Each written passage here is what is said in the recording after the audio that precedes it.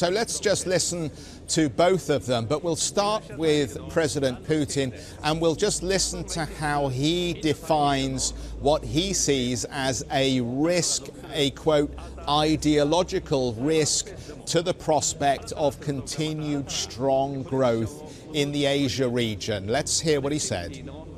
I also wanted to add the following. I have already said that the world and global economy are coming up against new forms of protectionism today, with different kind of barriers which are increasing in the past times. Basic principles of trade, competition, mutual economic benefit are depreciated and, unfortunately, undermined. They are becoming hostages of ideological approaches and fleeting political situations. In that, we see a serious challenge for all of the global economy, especially for the dynamically growing Asia-Pacific and its leadership. We're convinced that in order for our region to continue to achieve high growth rates and to continue to remain a key participant of the global economy and trade, it should retain the spirit of economic freedom, to be the space of business initiative without sanctions, bans, and political bias. I have to say it's remarkable enough that we see these leaders sharing the same stage, a stage in Russia at the invitation of the Russian president.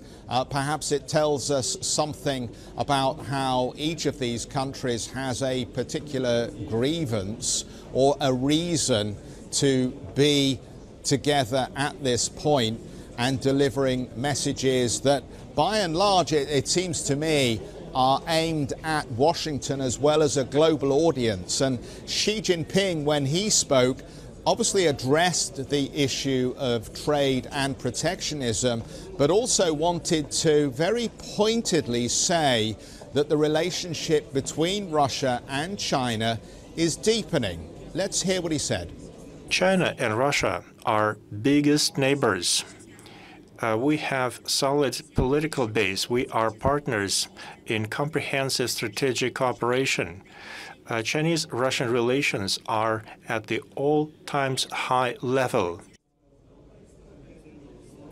And we've had, while we've been here, business deals signed by both Chinese and Russian businesses, and we've heard a lot about how diplomatic ties can be strengthened going forward.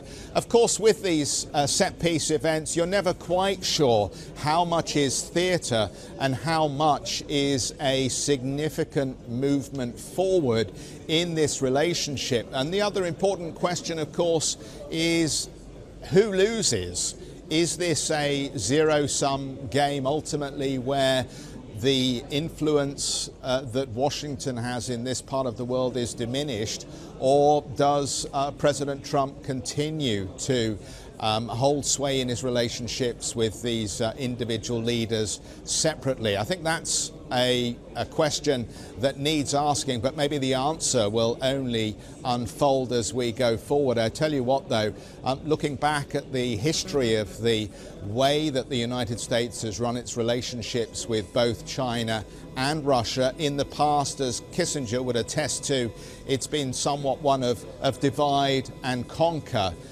The message that's coming out of this plenary session here is that American strategy is clearly no longer going to work.